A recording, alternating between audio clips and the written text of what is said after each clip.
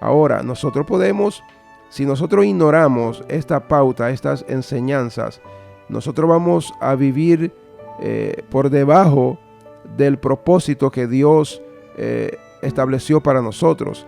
Y yo siempre pongo un ejemplo: si usted tiene un vehículo, usted puede ir a la estación de gas y usted puede echarle el gas que usted quiera. Usted le puede echar el más barato y ciertamente el vehículo va a funcionar. Pero si usted le echa el mejor, el que le da mejor rendimiento a su motor, usted va a tener un mejor servicio. Su vehículo va a funcionar de una manera mejor. Va a tener un mejor rendimiento el motor. Y de esa misma manera nosotros en Cristo podemos tener un mejor rendimiento. Nosotros podemos en Cristo alcanzar nuestro máximo potencial aquí en la tierra. Todo lo que Dios estableció para que nosotros logremos a través del Señor Jesucristo. Por eso la Biblia dice: todo lo puedo en Cristo que me fortalece. Ahora, si nosotros ignoramos lo que el Señor nos dice, la manera como debemos funcionar, nosotros vamos a lograr muchas cosas, pero no vamos a alcanzar nuestro máximo potencial, porque es en el Señor que nosotros podemos lograr alcanzar todo eso. Entonces estamos mirando, mis amados, que tanto Pablo como Pedro le hablan a lo que es la familia. El apóstol Pedro continúa en 1 de Pedro capítulo 3, y esto está hermoso como Pedro lo pone esto, porque él no termina ahí. Fíjense bien, mis amados.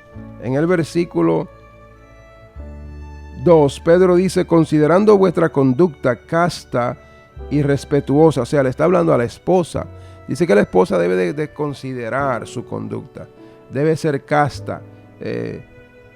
Debe ser respetuosa. Debe santa. En otras palabras. Entonces, en el versículo 3 dice: vuestro atavío no sea el externo de peinados ostentoso, de adornos de oro y de vestido lujoso. Este es un versículo que se ha usado muchas veces y se ha llevado a un extremo. Y los extremos bíblicamente no son recomendables. A veces la gente o se va a un extremo o se va al otro, no sabe tener un balance. Y de aquí han concluido que la mujer no debe definitivamente usar ningún tipo de prenda. Pero eso no es lo que este versículo está enseñando, mis amados. Pedro lo que está enseñando que ese no sea por lo que la mujer se conozca. Porque si usted lee el Antiguo Testamento, usted sabe que la Biblia nos enseña a nosotros en el libro de Ezequiel 16, si usted lo lee, donde nos dice que cuando Dios encontró a la nación de Israel, Dios la vistió y la vistió de adorno, de joya, la puso hermosa. La reina Esther, cuando la reina Esther, que fue una mujer usada por Dios para liberar a la nación de Israel en un tiempo muy peligroso, en el cual Naamán, un hombre que es una tipología del diablo, estaba queriendo hacer un plan macabro para destruir a la nación de Israel, a los judíos. Dios usó a esta joven. Y la Biblia nos dice que cuando ella fue presentada delante del rey, ella le dieron todo tipo de hermosura que se requería para ella agradar al rey. Entonces, la cuestión no es que porque una mujer use una prenda que ya está fuera de la gracia de Dios. Eso no es, porque eso es una condición del corazón. Hay mujeres que no usan prenda, que no tienen nada y no están bien delante de Dios. Hay mujeres que tienen faldas largas y no están bien delante de Dios. Hay mujeres que tienen vestido largo que con manga que no se le ve nada y no están bien delante de Dios. Hay otras mujeres que no lo tienen tan largo, pero tampoco se lo pueden subir una minifalda. Eso tampoco es aceptable. Pero hay mujeres que no están vestidas tan larga, con un vestido que le llegue al piso y su corazón está bien delante de Dios. Porque Dios es un Dios que escudriña la mente y el corazón del hombre. Y por eso fue que el Señor le dijo a Samuel: yo no miro lo que tú mira lo que está afuera. Cuando Samuel vio a Elías, el hermano de David, dijo: de seguro este es el próximo rey de Israel, porque lo vio hermoso, grande, bien parado. Pero Dios no había escogido a Elías. Dios había escogido a un pastorcito que estaba detrás de las ovejas, que ni en cuenta lo habían tomado. ¿Por qué? Porque el Señor lo que está mirando es el corazón del hombre. Todo lo otro Dios lo va a ir transformando con el tiempo. Entonces nosotros tenemos que tener cuidado de no irnos a los extremos. Tenemos que tener mucho cuidado con eso, mis amados, porque Dios está mirando la condición del corazón de la persona, ya sea hombre o sea mujer. Eso es lo que Dios mira. Entonces, fíjense bien, dice Pedro, porque así también se ataviaban en otro tiempo aquellas santas mujeres que esperaban en Dios, que esperaban en Dios estando sujetas a sus maridos. Es interesante que cuando Pedro habla del oro y de la plata, Pedro después usa como ejemplo a las santas mujeres de Dios. Y dentro de esas santas mujeres de Dios se encuentra Rebeca. Y si usted conoce la historia, usted se va a dar cuenta que cuando Elíasar en la Biblia es una tipología del Señor, del Espíritu Santo, que va con los camellos a buscar una esposa para Isaac. Isaac es una tipología de Jesucristo y Abraham es una tipología de Dios. Entonces nosotros miramos que Abraham el padre manda a buscar una esposa por medio de Elíasar, su sirviente Eliezer, y lo manda con camellos que van cargados de todo tipo de regalos. Y lo primero que hace Eliezer cuando encuentra a Rebeca, lo primero que él hace es regalarle un zarcillo y ponérselo en la nariz. ¿Qué era eso? Eso era una joya. Eso era una joya. Y fue lo primero que le dio el Señor por medio de Eliezer a esta mujer que se iba a convertir en la esposa de Isaac, que fue la mujer escogida, la cual Abraham le dijo: vete y búscame una esposa de mi familia, de mi gente por allá. No me busque una mujer de este lado por acá. Entonces, por eso le digo que no podemos irnos a los extremos, mis amados. Tenemos que ser cuidadosos, porque Dios lo que está mirando es el corazón. Ahora, una mujer cristiana no debe aforrarse de joya de una manera excesiva, pero yo no creo que porque una mujer se vista moderadamente y se ponga hermosa para su marido, que eso es pecado. Ahora, fíjense bien, Pedro continúa diciendo: porque así también se ataviaban en otro tiempo aquellas santas mujeres que esperaban en Dios, estando sujetas a sus maridos, como Sara obedecía a Abraham, llamándole Señor, de la cual vosotros habéis venido a ser hijas, si hacéis el bien, sin temer ninguna amenaza. Es interesante que Pedro escoge a Sara como ejemplo, pero usted y yo sabemos que el nombre de Sara era Sarai. Sarai quiere decir dominante, una mujer controladora. Y Sarai era la que estaba gobernando la casa. Sarai fue la que le dijo a Abraham: ¿sabe qué? Toma a mi sierva, acuéstate con ella y va a dar a luz un hijo, y ese hijo va a ser mío. Después que Abraham la obedece, que tiene el hijo, la Biblia dice que Sarai le dice: ¿sabe qué? Échalo de aquí de la casa, aquí no lo quiero. Vemos a Sarai haciendo exactamente lo que significa su nombre, una mujer dominante. Pero algo pasó. Dios le cambió el nombre. Dios le dijo en el capítulo 17 del libro de Génesis, le dijo a Abraham: ya no la llame dominante. Mientras tú la sigas llamando dominante, ella va a seguir siendo dominante. Yo quiero ahora que tú la llames Sara. Sara quiere decir señora, quiere decir dama. Entonces, con el cambio del nombre vino un cambio en su conducta, una transformación. Entonces, mis amados, ¿qué miramos nosotros de esto? Que el marido tiene que tener cuidado cómo llama a su mujer. Deje de estarla llamando que es una mujer mala, que es una mujer desobediente, que es una... No, llámela por fe, llame las cosas que no son como si fuesen. Como dice la palabra del Señor, cámbiele el nombre a su esposa. Si usted quiere ver un cambio en ella, comience usted haciéndolo, porque usted tiene autoridad sobre ese hogar, usted es la cabeza. Entonces llame a su mujer una mujer bendecida, llame a su mujer una mujer que sujeta, llame a su mujer una mujer respetuosa, llame a su mujer una mujer virtuosa, llame a su mujer su corona, como dice la Biblia, que la mujer es corona del varón, y un rey sin corona no es rey. Entonces, mis amados, estamos mirando que Sarai pasó por un proceso, y es hermoso que la Biblia dice que en la revelación continua y progresiva de la palabra de Dios, la Biblia nos enseña a nosotros que las mujeres cristianas en el Nuevo Testamento son hijas de Sara, no dice de Sarai, no de una mujer dominante, controladora, que era la que estaba mandando en el hogar, no, son hijas de Sara. Y dice que Sarai llegó a llamar a Abraham mi señor. De ser una mujer que le decía lo que tenía que hacer, llegó a llamarlo mi Señor, pero no Saraí, fue Sara. O sea, está hablando de una mujer transformada.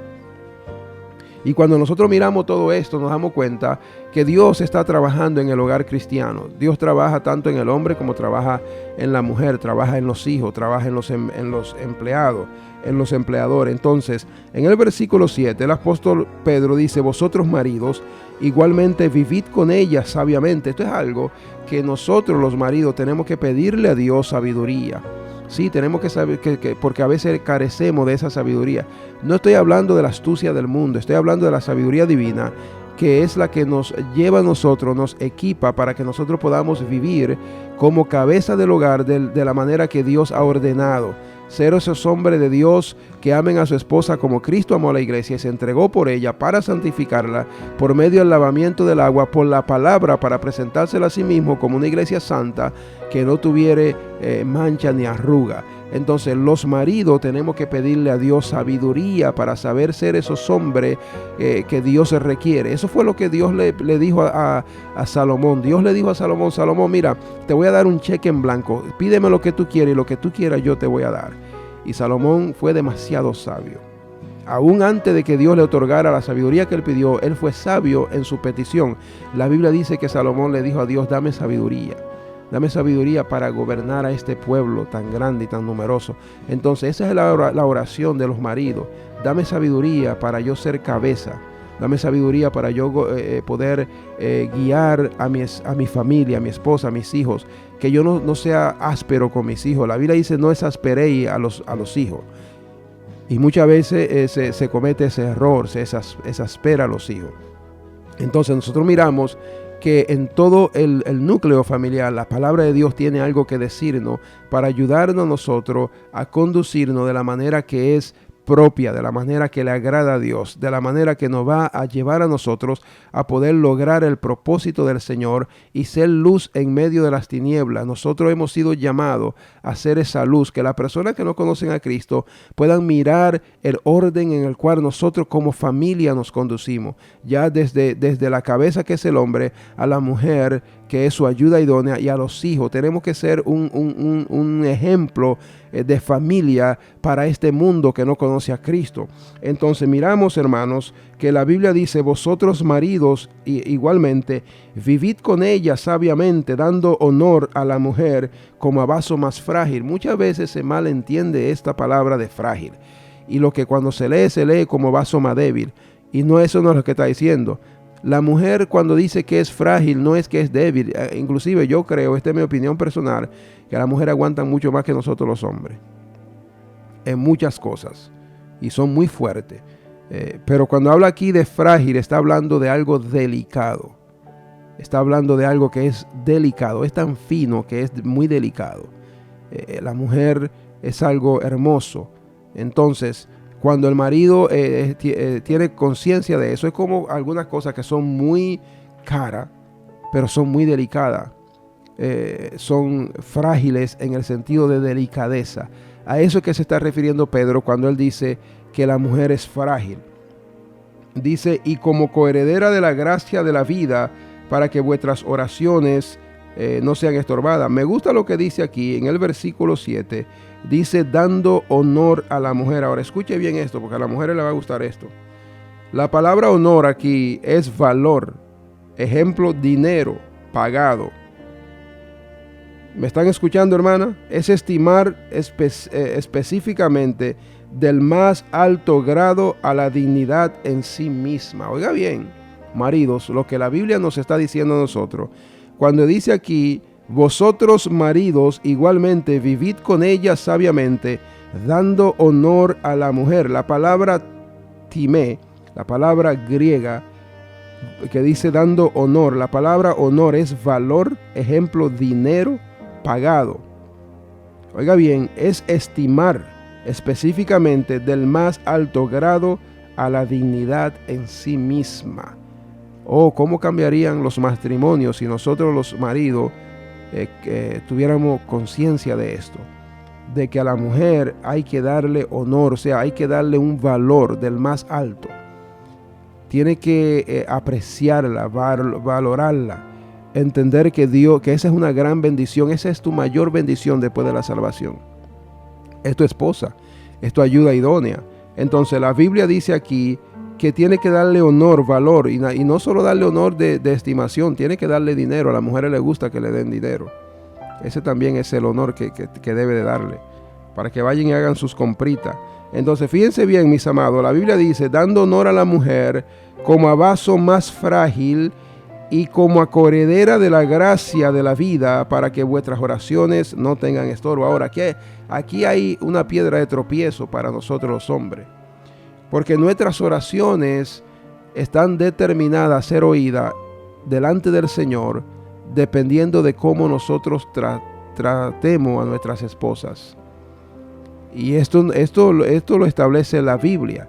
Oiga bien, la Biblia dice, y como coheredera de la gracia de la vida, para que vuestras oraciones no tengan estorbo, o sea, para que sean escuchadas.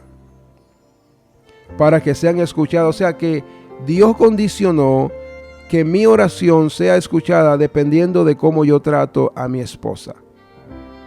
Yo puedo ser un hombre de negocio y yo quiero que Dios me prospere, me ayude en lo que yo estoy tratando de lograr, pero si la manera como yo trato a la esposa, a mi esposa, usted la trata, eso va a estorbar sus oraciones. Y tal vez esa sea la razón por la que Dios no le ha concedido lo que usted quiere mirar. Usted está orando, pero su conducta en su hogar, como usted trata a su esposa, usted no le está dando honor como vaso más frágil, como coheredera, está impidiendo que sus oraciones sean estorbadas. Y usted se ha estado preguntando, pero ¿y qué es lo que me está pasando? Yo trato de hacer todas las cosas, pero tal vez es ahí donde el enemigo lo está engañando.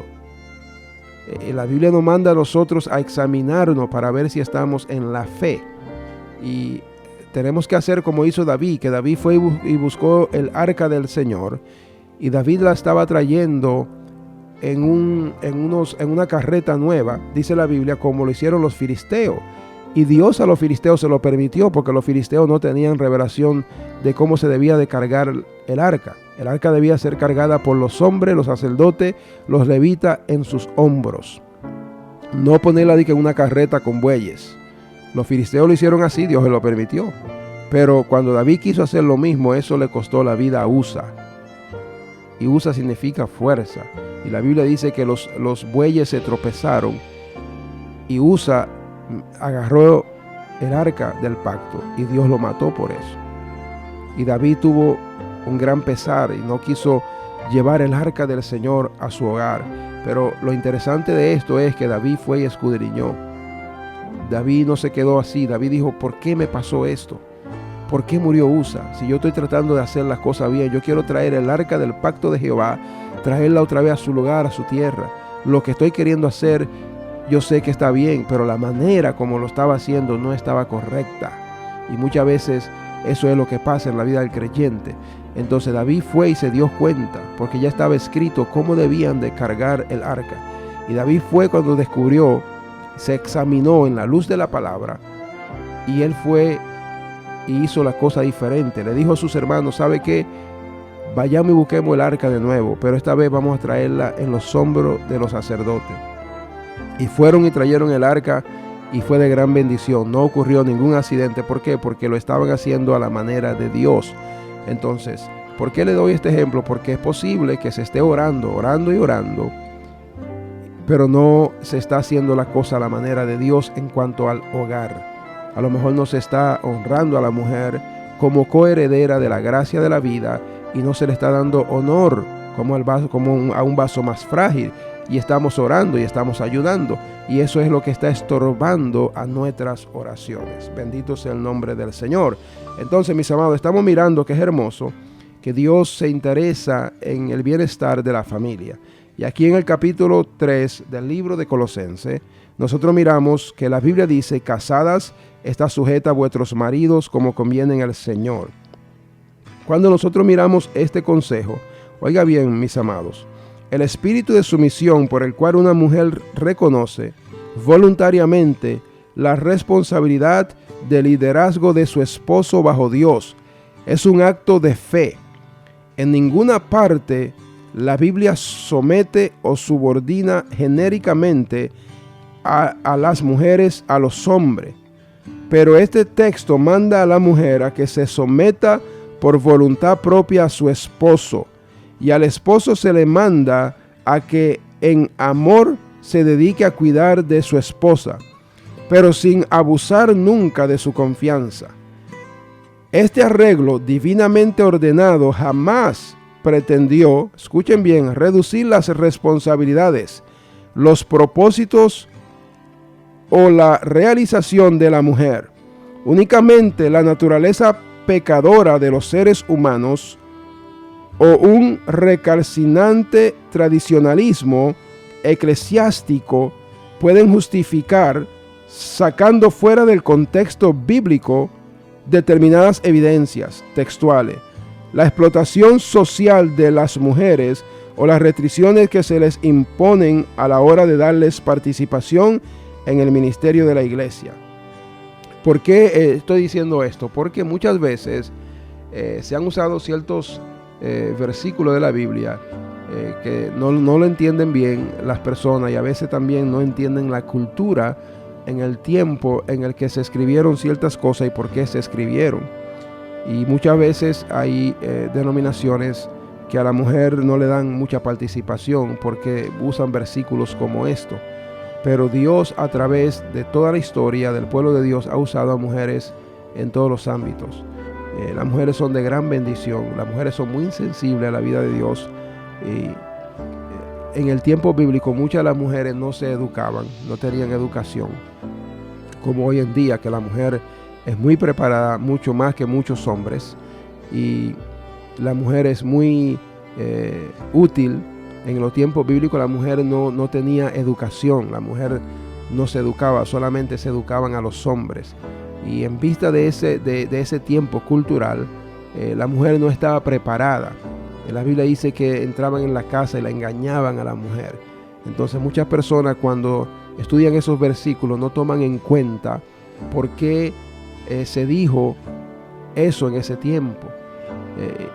Pero se van a un extremo y a la mujer no la quieren dejar funcionar dentro del llamado y el propósito que Dios le hizo. Pero a través de toda la historia del pueblo de Dios, miramos a mujeres que han sido usadas por Dios. Nosotros sabemos de Débora, nosotros sabemos de Esther, nosotros sabemos de la mujer de Lapidot, que era Hulda, era una mujer profetisa usada por Dios. Sabemos de las 7 hijas que tenía Felipe, que eran profetas. Entonces no podemos nosotros a veces irnos a los extremos, mis hermanos. Yo siempre le digo a hermanos que me he encontrado, le digo, bueno, hermano, tú dices que la mujer no puede predicar, y Pablo dice, pero tú tienes que entender por qué Pablo dijo eso, y cuál era el contexto, y cuál era el tiempo, la cultura también, por qué Pablo se estaba dirigiendo de esa forma. Pero la pregunta que yo le hago es, bueno, hermano, si tú te estás ahogando, y la única que te puede tirar una cuerda para que te salves es una mujer, ¿tú la vas a agarrar o te vas a ahogar? Y casi siempre la respuesta es, sí, claro, yo agarro la cuerda, porque nadie se quiere morir. Entonces tú me vas a decir a mí que una mujer no le puede tirar la cuerda de la palabra de Dios a una persona para que se salve de la condenación eterna. Y la gente, muchos, se quedan callados, bajan la cabeza, entienden el mensaje. Entonces muchas veces, mis amados, nos vamos al extremo por falta de estudio y por falta, y a veces por enseñanza de denominaciones que tajantemente cogen un versículo de la Biblia sin considerar otros versículos. La Biblia habla también de Febe. Febe era una mujer diaconisa que servía en la iglesia. Y la Biblia dice que el que sirve bien el diaconado está reservando para sí un grado honroso, un lugar honroso. O sea, Dios lo va a elevar de posición. Entonces, mis amados, gracias al Señor por esas grandes mujeres de Dios dedicadas al ministerio, que son mujeres de oración, son mujeres de ayuno, son mujeres comprometidas con el llamado del Señor y con el pueblo que Dios le ha confiado. Nosotros tenemos en nuestra iglesia una mujer que es una mujer de Dios, que ama la obra, ama el ministerio. Es una mujer que es una pastora que huele a oveja, porque hay pastores que hoy en día no huelen a oveja, son inalcanzables, están nada más tú lo ves cuando están en los púlpitos predicando, pero las ovejas casi no tienen acceso a ello. Pero la nuestra, gracias a Dios, huele a oveja. Es una mujer muy preparada, con muchos dones y talento, pero muy humilde. Y le damos gracias al Señor por su vida y oramos que Dios la siga bendiciendo de una manera especial, a la pastora Berkis Castillo y a todos los demás pastores que están en la iglesia nuestra funcionando según el propósito y el llamado que Dios le dio a cada uno. Hay muchas mujeres muy preparadas y que son de grande bendición en nuestra iglesia. Entonces, mis amados, nosotros estamos mirando que dentro del propósito del Señor hay un orden, y Dios estableció que el marido sea cabeza y que la mujer se sujete, que el marido ame a su esposa. En el versículo 20 la Biblia dice: hijos, obedeced a vuestros padres en todo, porque esto es agradable al Señor. Pablo se dirige ahora a los hijos, y Pablo dice que los hijos deben de obedecer, y los hijos, cuando son entrenados desde pequeños en el temor de Dios, cuando los padres son cristianos, ese es el mejor tiempo para instruirlo a los niños en el Señor, en el temor del Señor. Y el primer mandamiento es a los hijos. Dice la Biblia que es el primer mandamiento con promesa: hijo, honrad a tu padre y a tu madre para que te vaya bien y sea de larga vida. O sea, ese es el primer mandamiento con promesa y está dirigido a los hijos. Entonces, en el versículo 20 del capítulo 3 de Colosenses, Pablo dice: hijos, obedeced a vuestros padres en todo, porque esto agrada al Señor. Entonces, un hijo que quiera agradar a Dios como cristiano, un jovencito, una jovencita, y lo quiere agradar, debe de entender que el obedecer a sus padres es la mejor manera de agradar a Dios. Dios está agradado cuando usted, jovencito, jovencita, cuando usted, hijo o hija, se somete a sus padres. En el versículo 21, ahora Pablo se dirige a los padres: padres, no exasperéis a vuestros hijos para que no se desalienten. La palabra exasperar ahí es maltratarlo, es tratarlo ásperamente. Los padres deben de corregir a los hijos con sabiduría, porque ellos están aprendiendo, y los padres ya han vivido de la experiencia en sus propias vidas y deben de usar eso como una herramienta para poder aplicarlo de una manera sabia a sus hijos. Muchos padres cristianos carecen de este conocimiento. Hay muchos hijos que terminan yéndose de sus hogares por la forma como los padres los corrigen. No es que no lo corrija, es que lo corrija de la manera correcta. En el versículo 22, la Biblia dice: siervos, obedeced en todo a vuestros amos terrenales, no sirviendo al ojo como a los que quieren agradar a los hombres, sino con corazón sincero, temiendo a Dios. Y esto está interesante porque la palabra siervo aquí, dulo, significa esclavo. Y muchas gentes que no entienden los tiempos bíblicos creen que la Biblia apoya la esclavitud. Y mucha gente usaron un versículo como esto para atacar al cristianismo y decir que la Biblia aprueba la esclavitud. La Biblia no aprueba la esclavitud de ninguna manera. Lo que pasa es que cuando el cristianismo llegó, ya la esclavitud estaba. Y lo que el cristianismo hace es tratar con lo que está de la mejor manera. Entonces, ya los esclavos eran esclavos cuando vino el cristianismo. El cristianismo no fue el que vino a establecer la esclavitud. Inclusive, escuche bien, le voy a leer un versículo por si alguien lo necesita. En el capítulo 21, en el versículo 16, escuche bien, del libro de Éxodo. Esto estaba ya escrito en el Antiguo Testamento. La Biblia dice asimismo: el que robare una persona, escuche bien, y la vendiere, o si fuere hallada en sus manos, morirá. Usted no podía robarse una persona para esclavizarla y para venderla. Y usted y yo sabemos que durante el tiempo de la esclavitud se vendían a las personas, se vendían a los esclavos. Muchos iban y lo robaban exactamente a la fuerza y se lo llevaban a otro sitio y lo vendían como si fueran animales. Y así las personas se convertían en esclavos. Entonces, oiga bien, la Biblia no aprueba la esclavitud. La esclavitud era algo que ya estaba y la Biblia vino a regular esa relación de la mejor manera posible. Pero la Biblia condenaba que se robara una persona y se vendiera una persona como esclava. La Biblia no aprueba eso. Entonces, oiga bien, en el versículo 22, siervo, obedeced en todo a vuestros amos terrenales, no sirviendo al ojo. ¿Qué significa esta palabra servir al ojo? Servir al ojo es que cuando el empleador hoy en día está trabajando y cuando el jefe está en la empresa, todo el mundo está moviéndose y haciendo, y de que el jefe se fue, todo el mundo se sentó y ya dejó de hacer lo que estaba haciendo. Entonces, servir al ojo es hacer la cosa nada más cuando te están mirando, para aparentar que tú eres la Coca-Cola del desierto como empleado. Pero la Biblia dice que tenemos que hacerlo como para el Señor. O sea, hacernos de cuenta. Y la verdad es que el Señor siempre nos está mirando. Si lo vamos a hacer al ojo, tenemos que tener en cuenta que el ojo de Dios nos está siempre mirando. Entonces siempre tenemos que estar haciendo lo correcto, porque a ese está ahí todo el tiempo. El empleador humano puede ser que se vaya, pero ¿y el de arriba? Que está todo el tiempo y nos está mirando.